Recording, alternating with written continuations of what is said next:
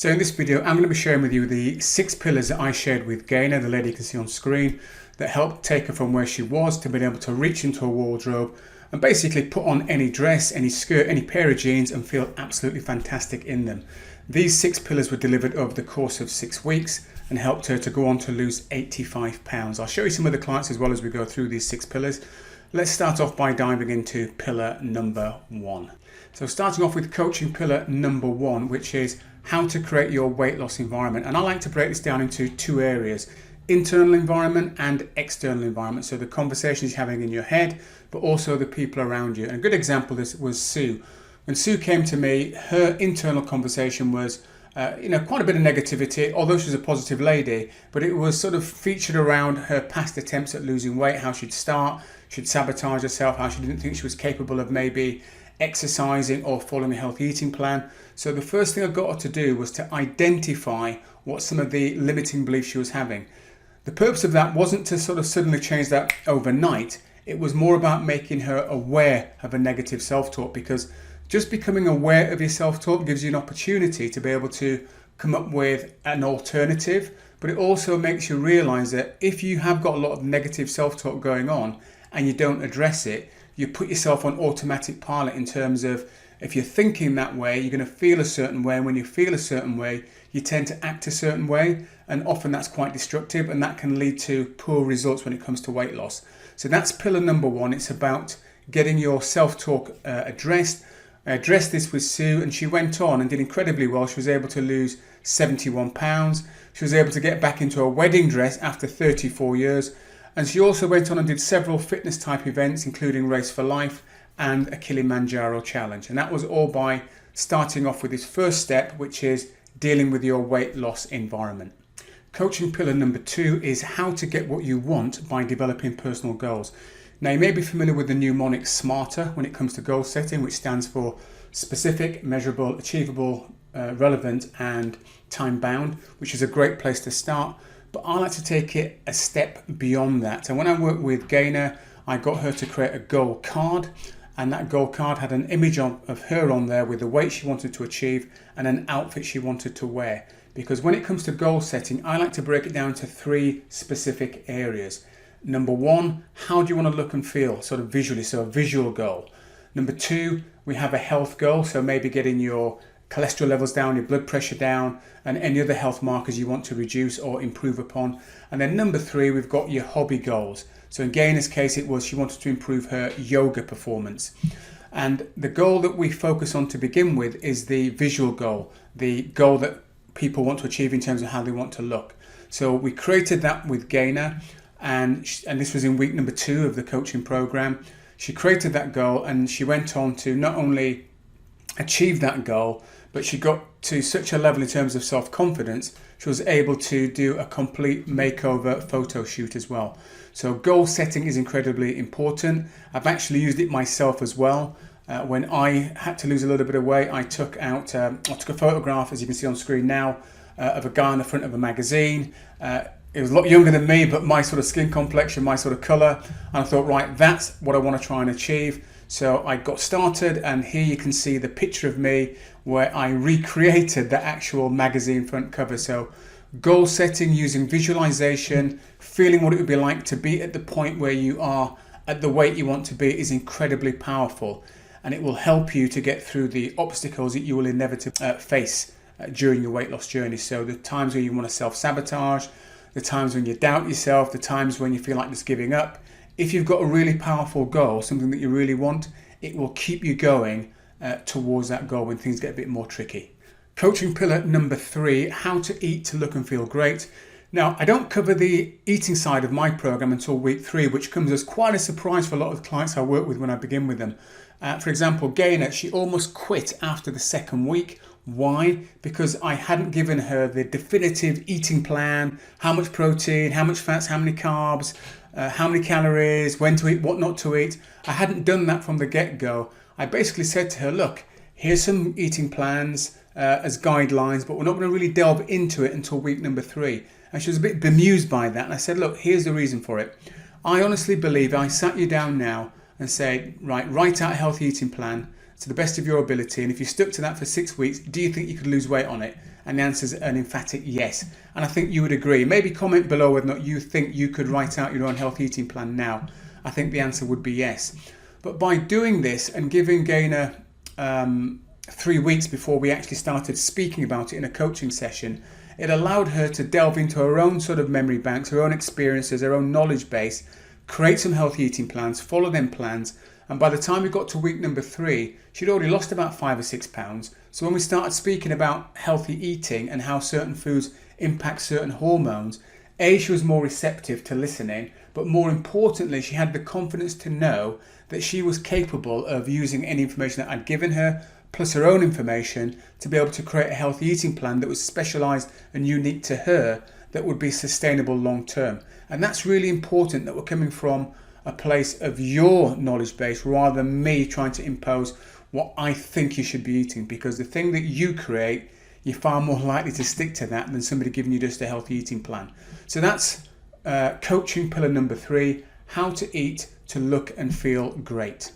Coaching pillar number 4 is healthy eating in your world. So the previous coaching pillar was how to eat to look and feel great. This one is specifically about what does your environment look like? What does your world look like? Because it's going to be entirely different, no doubt, from my world. I work from home. I don't have to commute into work. I don't have those sort of things going on. You may be commuting into work on a daily basis. You may have lots of social events to go to. You may go on holiday several times a year. Your life is probably entirely different from mine. So the question is, how are you eating in different scenarios? Because when we find ourselves in different scenarios, we tend to eat differently. For example, a really simple one would be, how do you eat in the evening versus how do you eat at lunchtime? In the evening, that's where you might find yourself not only having your evening meal, but then nibbling on extra food, maybe visiting the cookie jar, maybe having a bit of chocolate, maybe drinking glasses of wine, things you wouldn't do typically during the day. In the evening, you may find yourself doing that. The weekends, again, that's another good example. I often say to my clients, on a weekend, you can easily eat an extra 25 calories. Why? Because we lose the structure of a working week. So when I'm working with clients, what we do is we take a look at where they're eating in different scenarios, and we identify which scenarios are most problematic. So let's say, for example, it's the weekends where they're really falling off the wagon, as it were. We would then identify that and come up with some strategies to overcome falling off the wagon. And what we find is if we do it that way, rather than trying to address everything at once, you address the big one, and then you have that sort of natural domino knock-on effect to the other ones. So that's healthy eating in your world. Hopefully what you're beginning to realize now as I'm sharing these coaching pillars with you and how they are implemented week on week. What I'm not doing with clients is overwhelming them with lots of information. They're getting a coaching pillar delivered. We discuss that. They get some homework. They come back the following week. We discuss it. And then I deliver the next coaching pillar. So that's coaching pillar number 4, which is healthy eating in your world. Coaching pillar number 5, how to exercise to look and feel great. So it's week number 5, and just to be clear, you would have already started off on some sort of exercise program in week 1. It's just that now we're in week 5, we're going to talk about the benefits of what you've been doing, just to give you an even greater understanding and understand the importance of why you're doing certain things in your exercise program, be that weights, be that flexibility, be that cardio. We have that discussion so you really understand it and you really buy into it so that you can keep this up long term. But one of the specific exercises that I get my clients to do in this week is to identify the best time for them to exercise. Now, for me personally, I think exercising first thing in the morning is the best time to do it. And why do I say that? I say that because first thing in the morning, 9 times out of 10, there's nothing happening before you get out of bed. So there's nothing that's going to get in the way. But it also points you in the right direction to start your day off with. You're starting off on the front foot. Whereas if you do it later on in the afternoon or in the evening, it only takes that phone call that distracts you and takes you away to do something else, or you've had a really tiring day and you just don't feel like you've got the energy to be able to do the exercise. So one of the things I do in week 5 with exercise, apart from talking about all the benefits of different types of exercise, is to get my clients to identify that pocket of time where they can allocate 20 to 30 minutes to do some simple exercises. And I mean simple. You see on screen now Marie, how she started off. I have a routine called the 6 appeal. You can see where she started and you can also see where she got to, and she actually moved beyond that as well. But the key is to identify where you know you can definitely get in 20 to 30 minutes worth of exercise. Once we've identified that, we can then manipulate what goes into that time frame. So the first thing to really nail down is consistency of having that time. Once we've got the consistency in place of being able to allocate that specific 20-30 minute period of time, we can then manipulate it. So I don't get too bent over exactly what you need to do for the first few weeks. I keep it really simple with my 6 appeal workout routine. It really is about making sure you're consistent with your exercise. So that's coaching pillar number 5, how to exercise to look and feel great. Coaching pillar number 6, which is the review and plan. So basically at this point, week number 6, we're going to stop, we're going to pause, and we're going to take stock of where we've got to at this point. We'll be taking a look at your mindset in terms of, how are you getting on in terms of your self-talk, how are you getting on in terms of your diet, how are you getting on in terms of your exercise. We're just going to basically review everything, but also review your goals. Are you on track to achieve your goals? And this is something that you want to be doing throughout the course of your weight loss journey. So when I'm working with clients, typically every sort of 6 to maybe 8 weeks, we'll pause, we'll take a look at where you've got to, like I did with Helen, and then we'll assess where you're going and what you want to achieve in the future. In Helen's case, it was not only about losing weight. Once she'd achieved that, we then spoke about, okay, fine, what else do you want to achieve? She wanted to do the Camino Santiago walk. She also did a few other sort of fitness challenges with her husband. So use the 6-week or 8-week point to pause, take a look at what you've done, make a few tweaks, and then look to move on to the next level.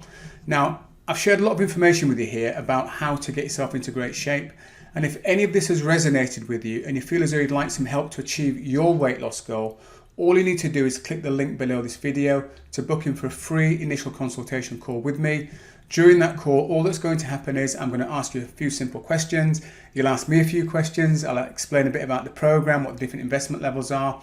And if we both think there's a possibility this could be a good fit, what I offer could be a good fit for you, we'd then book a second call. So the initial call really is just about finding out whether or not we think there's a possibility we could work together. So there's absolutely nothing to buy on that initial call. It's just literally, do we think this can work? So if this has resonated with you, go ahead, click the link below, and I'd be delighted to speak to you. Until then, take good care and bye for now. Well, it's just complete turnaround, really, I guess. I mean, I was always very confident on the outside. I was always the person that could put on the front and turn up and deliver and whatever I needed to do. But behind the scenes, I did lack confidence. I lacked self-belief. And I think that this is, I'm unrecognisable. It's down to, I go shopping, I go into a changing room, try on clothes. I enjoy trying on clothes. There's a social event, I'm now thinking, oh, what shall I wear? Whereas in the past, I'd be like, oh, how can I get out of that? What? Oh gosh, my wardrobe I've so much gone to charity shops, but just that mismatch of what I was in there. I was really aware when I sorted out my clothes, how many things I sort of clung on. That'll make me look better. That will, I don't know, and just sort of really feeling inadequate, I guess, socially. And now I don't know that, Gaynor. That's how I am. I'm just like this. This is who I am. I wear my children's clothes now. I wear jeans. I enjoy wearing jeans. I've got a variety of what I wear, clothes, and worrying about how I feel about myself isn't really there. Whereas in the past, I'd be like, really needing to psych myself up for confidence. Whereas now it's just natural, really, I suppose. Yeah. Fantastic.